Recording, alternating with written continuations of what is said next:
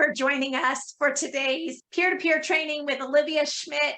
I am just so thrilled. I want to share that I've known Olivia for about 4 years, and I've had the pleasure of working with Olivia on several different projects in the past, and I just think she's wonderful. Olivia is the operations manager of Catalyst, and she's joining us today as our speaker, and it's going to be really casual today. Just to give you guys a little bit of background about my friend Olivia. Olivia is located in Iowa, and she's an avid hiker and lover of the outdoors. Olivia also holds both the CIC and the CISR designation and has been in the industry since 2004. She's been in a leadership role within an independent agency prior to moving into the insurtech space in January of 2020. She most recently joined Catalyst in February of 2022, and I am just, again, excited to share about my friend Olivia Schmitt. Welcome, Olivia. Thank you. That was beautiful. Thanks, Stacy. You're welcome. I feel like I need to keep those things for like when I'm having a bad day. I need to keep those warm introductions like on a replay or something. I'll send it to you. Okay, perfect. Yes. So like we said, we're going to keep this really casual. And by the way, I forgot to introduce myself. I'm Stacy King, Director of Communication here at Agentero. I'd love for you to take it away, Olivia. Tell people what you want to kind of cover, and then we'll go into the specifics. Oh boy. So I think there's so much to cover when it comes to technology. I've watched it change so much. I don't like to say how long I've been in the industry, but also I think there's value in that. I mean, a lot has changed, and we're watching things continue to really evolve quickly. And so I think talking about where the hesitation comes in, the mistakes that agencies make when approaching technology, and, just some things that agencies can hopefully take home with them in terms of developing a technology strategy in their own organizations, because we should all have that. Yes, for sure. Some basics that we've talked about is these, especially agencies who have been out there for a while, have a tendency to kind of be status quo. And as long as nothing's broke, let's not worry about, get anything new. And that's kind of not the place that you want to be. You always want to be looking forward and planning and trying to decide not what is happening now, but what is going to be happening in the future.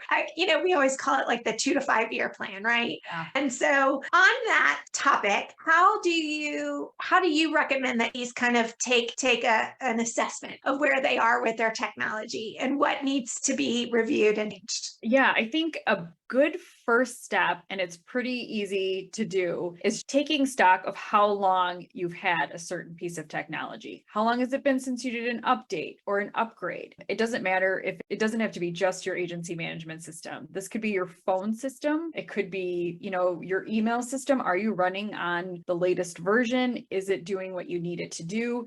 Any of those other connection points that agencies really need in order to make sure they're staying not just relevant, but, exciting within their space. Because I think it's easy, like you said, it's broken. Why would we fix it? But the thing is that things do age, and we're watching them age even faster than they ever had from a technology standpoint. And so if you've been on a certain piece of technology for 10 years, it hasn't evolved a whole bunch, you should start questioning that. Yeah, I think that's an important thing to note, is that, technology is changing so quickly, and there's so much that can be done with technology that you need to understand what your system not just can do, but what it can't, and what additional things that you should have at your fingertips and available to you. So what would you say is one of the biggest mistakes that agents make in agencies with tech? I think the biggest step, or the biggest mistake, honestly, is just like putting your head in the sand. We've already mentioned it 3 times on this so far, is that if it's not broken, don't fix it. If it doesn't feel broken, it doesn't mean that it isn't broken. And it's so easy to put those blinders on and be like, we're pretty successful right now as an organization. We're humming along, we're meeting our goals, or we're almost meeting our goals.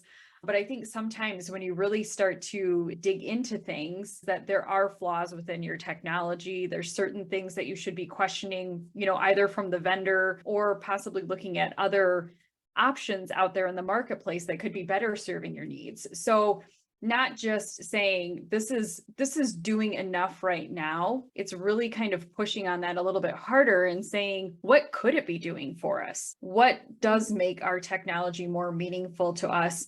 within our organization and in terms of building relationships with our clients and really becoming more of a relationship builder within the industry rather than just, like this technology allows us fast data entry. These are important things, but also just kind of playing the devil's advocate with your technology rather than just assuming it's good enough, because good enough is only good enough for a little while. And at some point, if you're just kind of coasting along, you're going to see a lot of other players in the industry fly by you because they are being a little more flexible with their thoughts around technology. They're adopting new things, even if it's just new features within their core technology or adding things onto their core technology in order to make them faster and more efficient. Better connected. Disjointed tech is no longer something that we should settle for. Having to do the same thing 3-4 times in order to make sure every system is appropriately documented or doing what you want it to do. Really just questioning all of those things and not being now focused, but future focused. What are our goals in 5 years as an organization? What do we want to be in 10 years? And is our technology helping facilitate that, or is it holding us back? Actually talking to don't assume that because technology is expensive that you shouldn't make a shift. It's an investment. It's an investment in your people. It's an investment in the future of your business. And so the blinders thing, no longer, I don't think it works anymore. I think it works if we're just kind of waiting it out. But if you really are a future focused agency or you want to be part of the future of the industry, then you have to start looking outside of the scope of your technology comfort zone.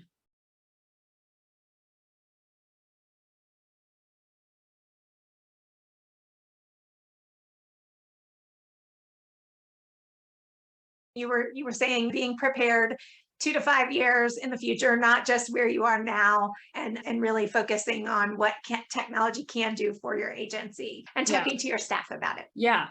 And I think the last thing I said was you have to get out of your tech comfort zone. It's Yes. not all of us, I'm not super tech savvy, but I do understand that importance of kind of looking outside of what I would normally do and, kind of going through those initial discovery phases, looking to the left and looking to the right a little bit more. Great. One thing that I feel like in the past, I've been in several different organizations now, and along with that journey of, discovering what systems can and cannot do and trying to change that. And again, I think you were spot on when you talked about having those conversations with staff and being open to what they say to you, not just automatically discounting that your staff are lazy or that they don't want simple things that you think are simple. Noticing when there's replication and duplication of effort. How many times are they putting the same information into different systems? How many times are they, instead of having that information readily available at their fingertips? Things as simple, like you said, as a phone system. Is it actually doing things other than just allowing you to answer calls? Are you able to, track how many calls are coming in? Are you able to track how long someone's talking on the phone and what came out of those phone calls easily? Is it integrated into your, CRM so that you can log those calls and have a record of those calls of every client that you're talking with? Those are important things because all of that data is then reportable. And if it's able to be captured, you're able to then report on it. And the reporting becomes key in the future to being able to see how you scale, right? How many calls can you increase to based on the current amount of staff that you have in your agency? How many, how many hours a day is it taking your CSR team and your account managers to handle basic business of the agency? Those are things that you can really start to kind of dive in on. And I would go back to where you talked about an agent or an agency principal kind of putting their head in the sand. If you're not comfortable with technology, and no one is always going to be comfortable, because again, they're experts in what they're experts in, and that is, insurance and selling insurance. But if you're not comfortable, that's where you should be bringing in outside resources to help and to, give opinions and to counsel your agents on that kind of stuff. Yeah. And I think, just to add to that, Stacy, there was a ton of value in bringing an outside representative into your organization. Not only are they objective, and Yes. it's so, I mean, I don't know an agency owner that can be objective about their business. It's super personal to them, and it should be for a lot of reasons. But having those, somebody that is a professional, that's an objective, that is a expert in their field, can really start to like uncover certain layers. And also you may find that, when they're sitting down and talking to staff about what are the roadblocks that you're encountering in the technology that we have, they may, your employees may be a little more honest or forthcoming or transparent with, an outside person than they would with, a manager or another leader that's within the Completely organization. agree. And that's just the nature of the beast. This is how, it's been that way in agencies forever. It doesn't mean anybody's doing anything wrong. It's just kind of the way that people are wired. And so really being able to dig and get as much information as possible so that you can use that information and translate it into those what you do going forward or what your needs are going forward is just a critical thing to do and a great investment. Agreed. So, what would you say in your personal experience is the biggest reason why agencies are reluctant to kind of embrace new technology? Oh boy, I think that every single person in this industry, in any part of the industry, and agencies especially, have felt this. Every single person has had some sort of technology fall on your face moment where something new broke, something great that was supposed to, solve all of these problems or connect all the, like, they've had those moments where everything just kind of like fell apart because of technology. And so I think that always creates some hesitation. Like you feel those knots in your stomach again, where like this might not work, or it might not work the way that we want it to. And so there's, we carry those battle scars a little bit. I mean, I've been through conversions that did not go so well. And you've that, like, I can tell you exactly what that experience was like. And that was 12 years ago. I mean, it was a long time ago that I experienced it, and I still remember what it was like. But I also like tech decisions are very expensive decisions. And so, I think a lot of agencies have experienced, buying tech, having it not work exactly the way they wanted it to, or, hey, we invested in it and now we've shelved it and it was wasted money. Like there's a lot of different things that agencies experience in terms of negative tech experiences. And so when it comes to really trying to then put your foot in the water and do it again, it's a little bit of an intimidating process. And now if the last tech upgrade you did was 10 years ago, and now you're trying to do it again, the world around you in terms of the technology options out there has exploded. And so now we're dealing with more noise in the industry, more shiny objects than we ever have before. And so like trying to decipher what you want, what you need, what's critical, and who's going to provide that for you is probably more challenging in a lot of ways than it ever has been before. It's a good thing. It's so good to have all of these solutions out there in the marketplace. It means that your odds of finding that right fit, there's a bigger market in order to find those, but it also, you have a lot more that you have to sift through in order to identify that right match. Yeah. And I think that that's, again, a challenge for most agency principals is, how do you step back and go, oh my gosh, all of these vendors are contacting me. They all say that they can do this and this and this and this, and I don't know the difference, and I'm overwhelmed. And it's kind of like a deer in headlights, and they just kind of stop. And that would be, I think, the biggest reluctance is just they're overwhelmed. Yeah. And that's where, again, I think that Michael Trillium had a comment, and he said, an outsider often knows the exact right questions to ask. Mm-hmm. And that's true in that, and it was this great observation in that, an outsider is going to come in and say, okay, here's what we need to do. Yeah. Here's where we need to start. And they can scale you. You don't have to go from 0 to 90 and have every bell and whistle at the very beginning. But if you can start somewhere, then you can kind of look at what options are in this category that will then scale a little bit for the next phase. And you can add on additional systems. It doesn't have to come overnight. Yeah, And it doesn't have to break the bank.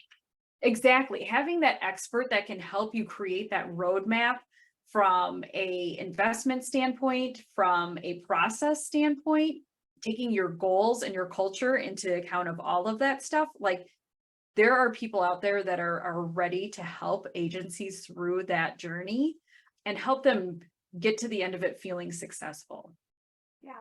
And I would say if they don't feel comfortable having someone from the outside come in, rely on the network that you have in this industry. That's the beautiful thing about this industry is everybody is willing to help everybody.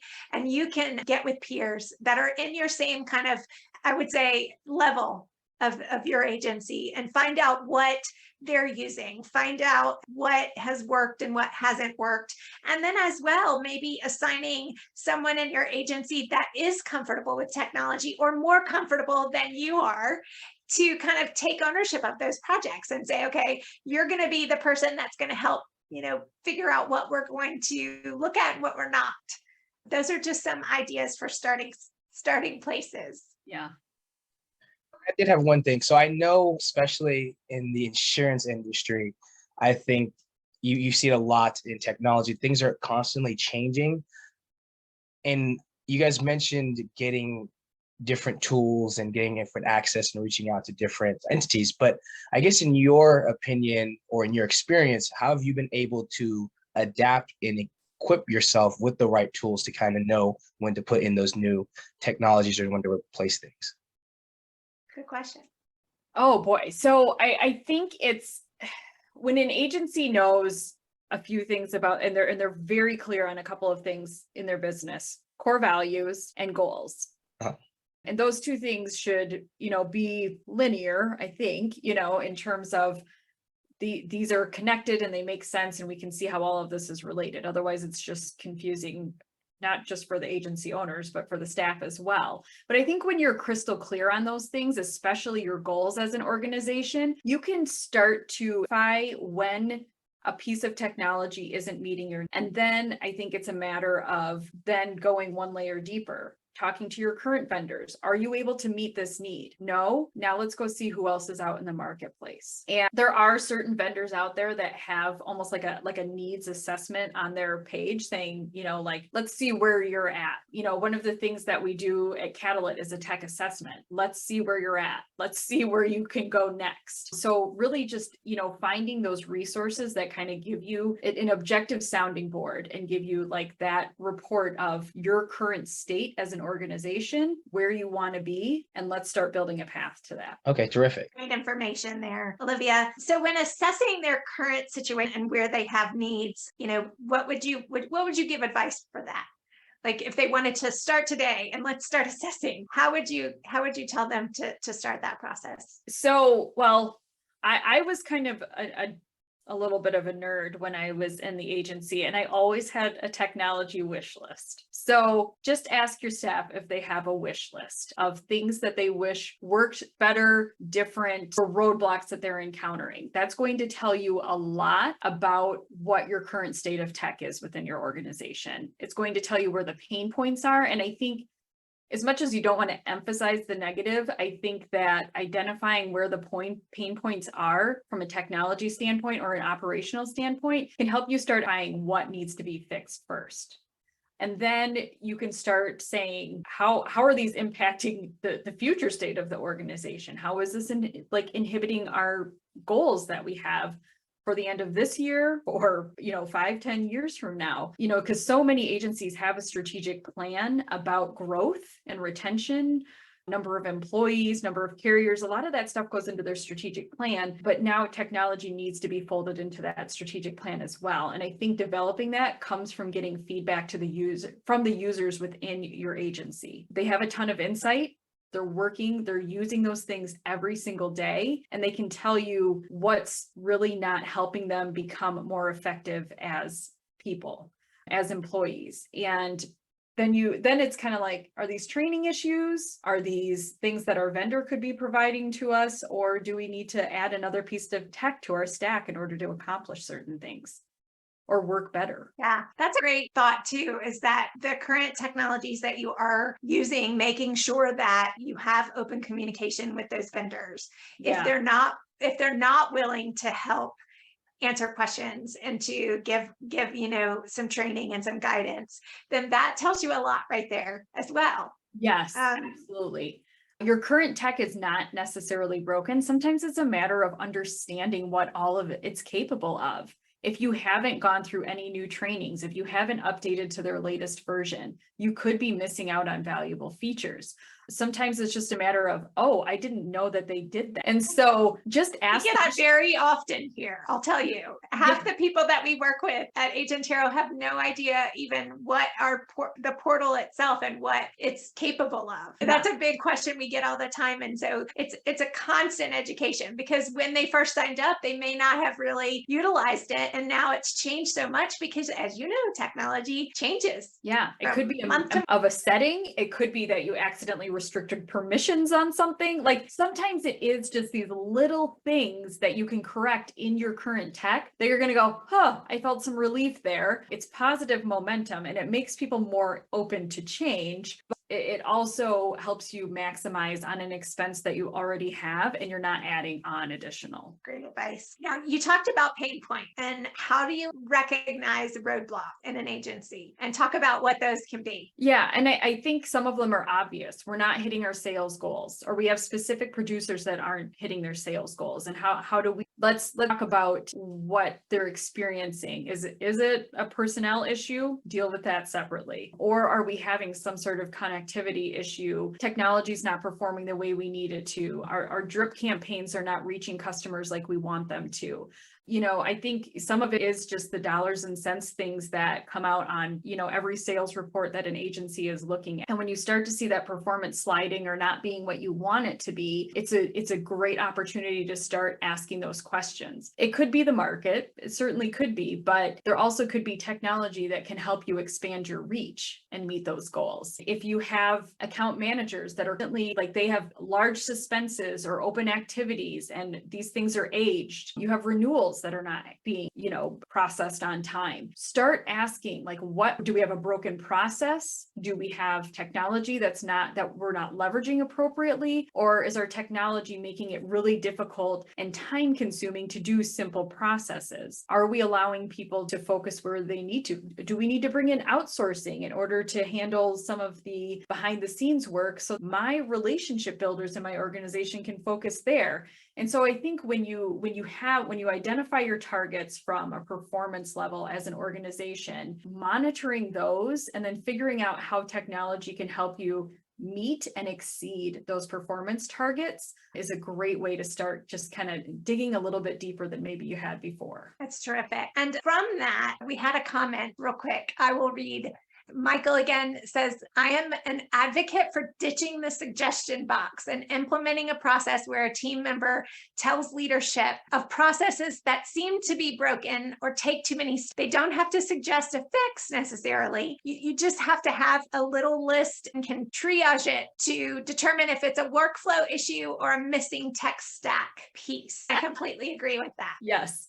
I love you, Michael. So I will tell you, and I think I mentioned this to everybody, so it's like I'm on repeat with this. I think in Christmas, and so when it comes to process, like I am very much like all of these lights should come on in this neat little row. And sometimes processes look like network rooms. We got wires everywhere. We're not sure if we're unplugging something or if we're, diffusing a bomb. Like there's craziness going on in our process. And so he's experienced this on a daily basis where it's just process that's kind of like tossed back and forth. It's really jolted. And so is the system forcing you to do it that way? And that's the only way? Those are your workarounds and it's turning into chaos? Let's talk about better technology. Or could our system have an easier way to get us from point A to point B and accomplish the same thing in a more simplistic or quicker way? I think you hit the nail on the head with workarounds. How many workarounds Yes. are you having to do? That's the best term. What are your workarounds? Yeah. And if you have a lot of them, those things need to be addressed. those are your roadblocks right there. Yes. And I will tell you that I would go to user group meetings and I would attend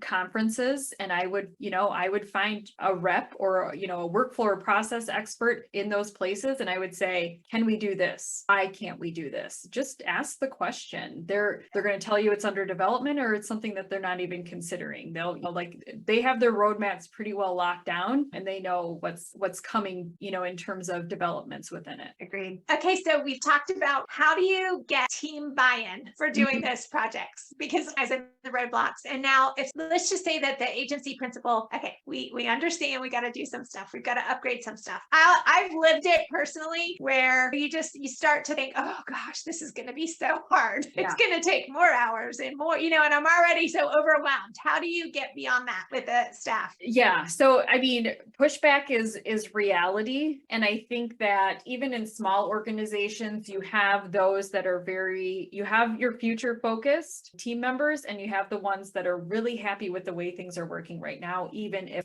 they view it as to be kind of a painful process. It's the devil they know, to stay with the devil, I think it's top-down conversations. We are in this together. I think it really has to be a community level effort, and just explaining why everybody being part of the process is critical to the success, not only of them as individuals, but of the agency overall. It's always going to come back to a cultural conversation. If an agency principal is like, you do this or this is what we're doing and don't ask questions, you're automatically going to meet resistance. And you're going to get more bees with honey, it's just that old saying holds true in so many parts of our life. And I think when you want that buy-in, I think you have to explain the reasoning why the change is being made, how this helps the organization, and what it means to them as individuals. And don't, oversell it as something that's going to be super easy, or a year from now, you won't even miss the old system. Like, there's all of these great promises that you want to make in order to get people on board and excited. I think it just has to be an honest conversation. Yeah, this is going to take some time to get used to. There's going to be a learning curve. These are the resources that are going to be available to you when you have questions, when you encounter problems, when you can't remember where that button is. Those are things that are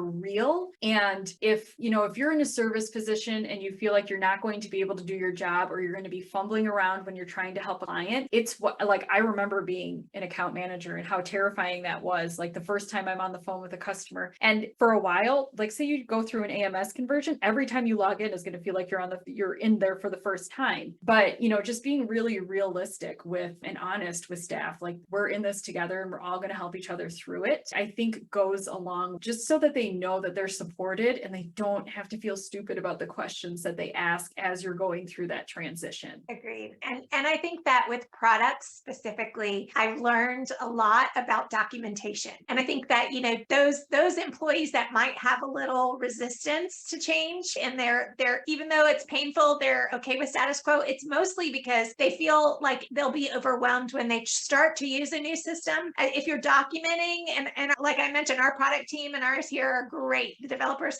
when they do anything, they document it. And here's step 1, here's step 2, here's what we found on this. And that way you have reference guides to go back to kind of see, what worked and what didn't work, and how that process needs to move forward. So that's another thing to consider. I was bringing in a new piece of technology back when I was still working in an agency, and it was not necessarily that it was going to disrupt the daily work. It was added on to our current AMS, so everybody could continue running the way they needed to, but we needed to get people also converted into adding this into their workflow. But there were certain things that, weren't ideal in this new system that was coming in. And so we had a feedback submission form where they could say, these are the workflows I'm continuously running into problems with, or this feature isn't working, or it works sometimes. And so we collected all of that feedback. And at the end of 30 days, either, this vendor product team was making the improvements based on the roadblocks we were encountering, or they were giving us updated workflows to implement with the team. And so it is a cooperative effort in order to make sure that those concerns are heard and addressed, and that, but also that is provided in order to make sure that they don't continue to encounter that problem day after day after day. Yeah, great advice. One thing that we haven't covered and that I would love for you to take a few minutes is just, of course, what Catalyst does, because I've been along for the ride and I've known Steve Anderson, gosh, I'd say 9 years now. Brilliant, brilliant guy. But tell us a little bit about what made you decide to go to Catalyst and kind of what they do. We are a partner with Catalyst. We are registered with Catalyst. We're a firm believer of what you guys are doing out there, and we want to be a part of that because as a solution for agents that is free, the tech is free. Sometimes it's discounted. Oh, well, that's not going to be good enough. That's not going to work. And what's great with you guys is that you're able to kind of categorize every type of business and every type of technology in the space and say, okay, yes, it might be free, but look at all what you get. Or, the next level up, you're going to pay a lot and you're not going to get as much. So those are the things that I'd love for you to explain what it is and what you guys do. Yeah. So, our goal is really to help independent agents find their technology match. I always refer to us as the matchmaker. There are a ton of solutions out there. And so we really want to be that intersection point where that agent seeking a technology solution can go to that category and, start looking at marketing solution, AMS solutions, phone solutions, all, web development, whatever it is, and really start to say, look at the list of features and say, this is important to me. This one's not so important to me, but like these three things are critical. And so now I can narrow down the list of vendors from 25 to 2 or 3. And so now I've just reduced my decision-making process time. I know I am lasering in on the solutions that are right for me, and I can start having really meaningful conversations. So like we can drown out some of that noise because there's a ton of it and really give them the right set of information. And so, we believe in independent agents and we believe in the insurtech space and how meaningful it is to really bring these two worlds together in a way that helps both of them thrive. And in the end, customers win as well. And you guys also have that consulting arm that if someone and an agency, like we talked about, cannot take this project on by themselves and wants to consult with others, that you guys have that capability as well, or can even recommend outside vendors. You have a list of those, which is a beautiful thing. You guys are not going to always push yourselves. I know you guys very well. And I would have no doubt that you will make it a fair research, let's just say, result. I'm lucky to have a great team at Catalyst and also a great bench of consultants that, I get to bounce things off of, and they get to talk to our agent subscribers and help them through the heavy lift of those tech projects. Some of that is, one of the things that our subscribers can do is go through a tech assessment. I mentioned this a little bit earlier, and it's really benchmarking their current state of, and really saying, you're at this level, let's move you to the next level, and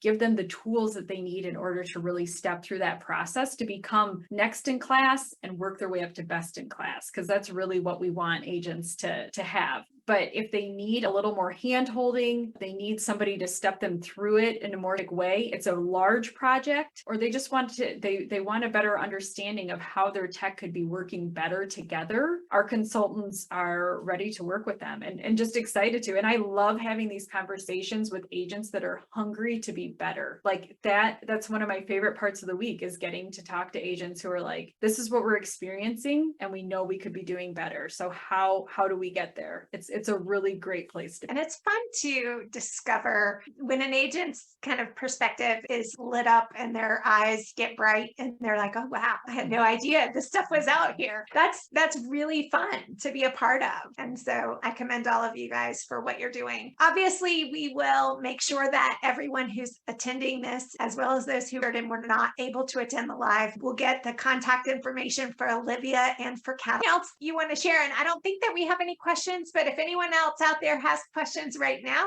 go ahead and put those in the Q&A box, and we will make sure that Olivia answers that before we get going. But Olivia, anything else that you'd like to share? Or Cliven, questions? Yeah, I did have a question, because I think you brought up some terrific points. You mentioned finding pain points, having open communication, and you said something, just because you don't notice a problem doesn't mean there isn't a problem.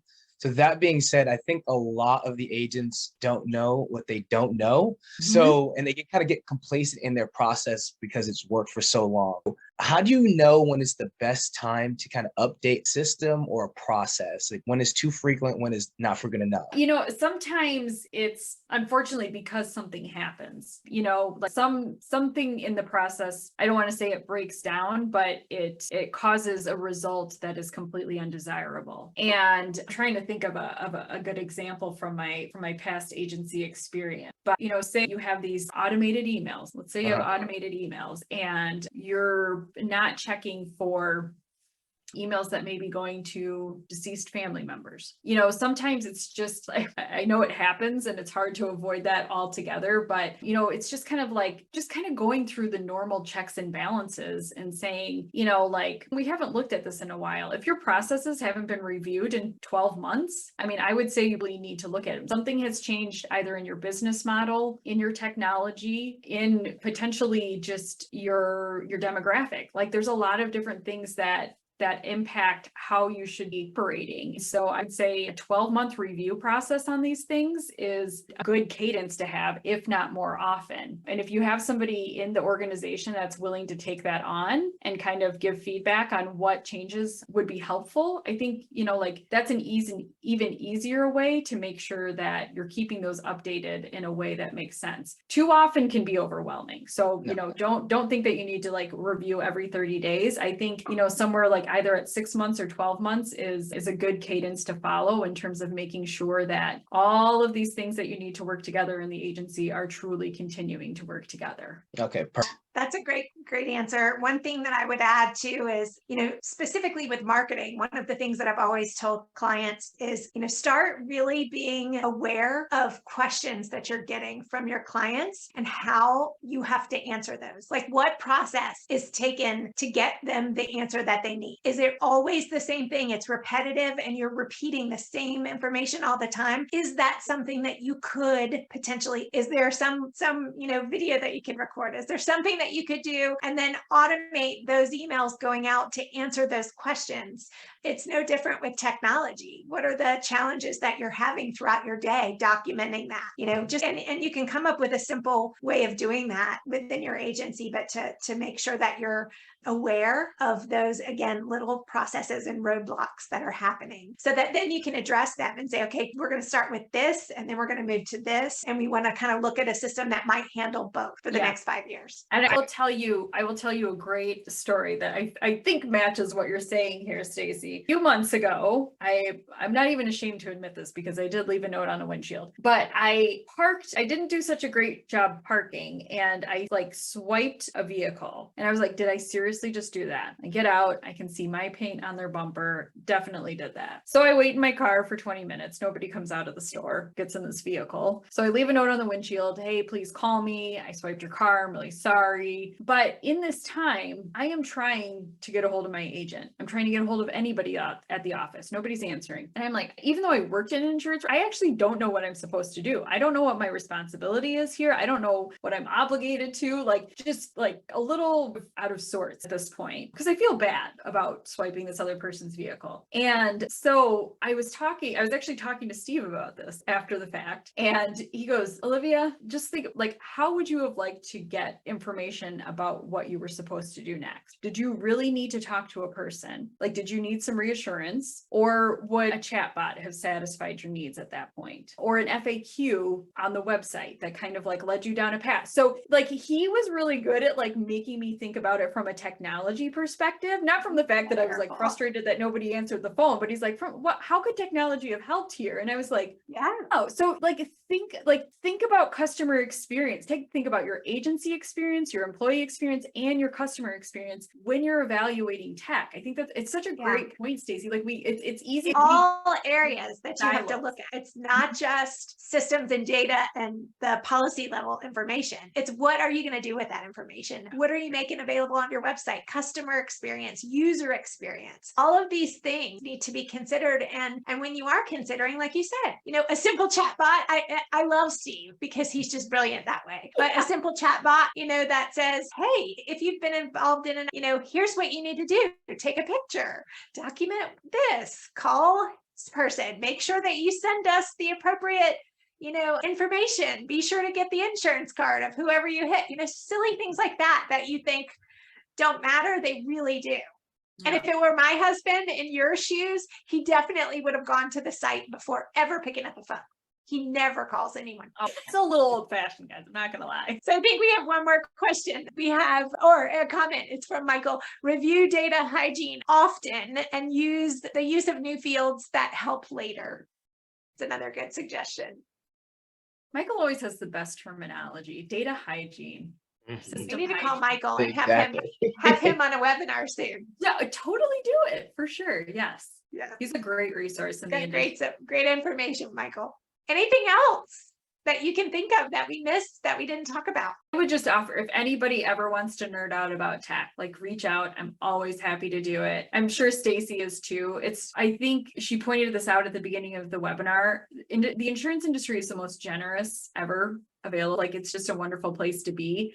And part of it is that we want to be a resource to one another and really help each other and make sure that this industry stays as amazing as we know it can be, and let it continue to thrive light years into the future. So just you know where to find me. I'm definitely on LinkedIn as well as other places. So just look me up, and happy to chat. Yeah. So if you want to find Olivia, of course, she's on LinkedIn. I'll make sure that I send an email with all of her contact information, or social pages, everything, so that you can follow them as well. If you have information that you want to learn more, Yes. Is it? Yes.com. Yep. Okay. There's so many bios lately. I want to make sure. And so that's how to get in touch with Olivia. And then as well, if you have any additional resources that you want to know, things that you think that, we should learn this, please send me an email, STACI, and I'll make sure that we put that on the schedule and we will address it in a future webinar. If you have suggestions of someone that you'd love to hear from as well, drop me a line on that. And if you have any questions with regard to agent or what we can do for you all, again, you get free tech along with lots of access to digital carriers, and the ADM team at Agent is available for that. And you can just contact sales@agentero.com.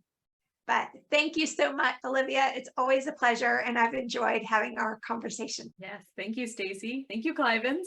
Thank you. It was wonderful. And thanks, everyone.